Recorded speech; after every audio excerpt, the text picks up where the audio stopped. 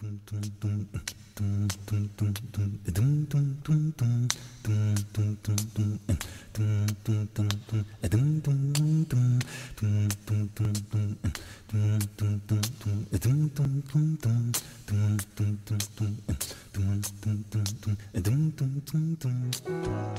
your recent meeting with the management of Ronnie Scott's club, did you feel that they fully understood the level of anger from musicians and audiences alike towards their unspoken and unfair booking policies?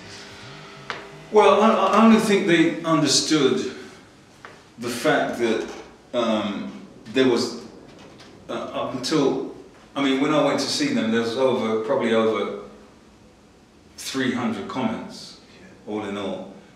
And I think that on Facebook, and I think that they, because 65% of their bookings are done online, and I think that they were just really more concerned about that element and not really, you know, really concerned about the issues that I had, the fact that they had insulted me. I mean, the management really, they were just really wanted to talk about, you know, the accusation of racism. And I'm really there, yeah, well, we can talk about that, but I'm kind of like they're waiting for an apology. So it took me like 40 minutes to kind of, like, excuse me, you know, you and your stuff, I mean, you put your hand in my face, within 2 inches of my face. I'm like, you know, and you've got amnesia, and you can't even remember that. And then, so I had to sort of sit down there and break it down again. It's just like, my God. Then eventually, there was an apology.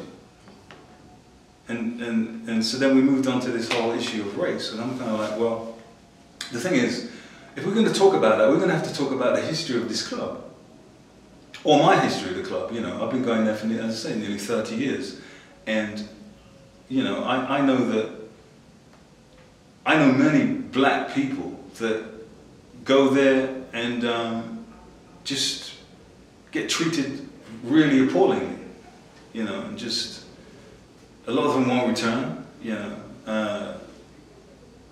and it transpires that that stuff was coming from management. That was coming from, like, you know, Pete King, apparently, you know, who co-partnered with Ronnie Scott's, that, you know, they had some issues, you know, with, especially issues with, like, successful British jazz musicians.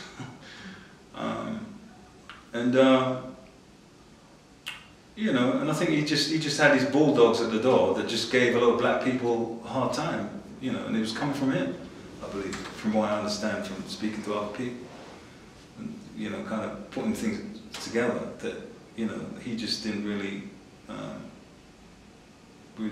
like not only just black people, just any sort of successful British jazz artists, per se, you know. So, you know, I think that, again, you know, that's something that you get a lot of people speaking about behind closed doors, but it was never really out there.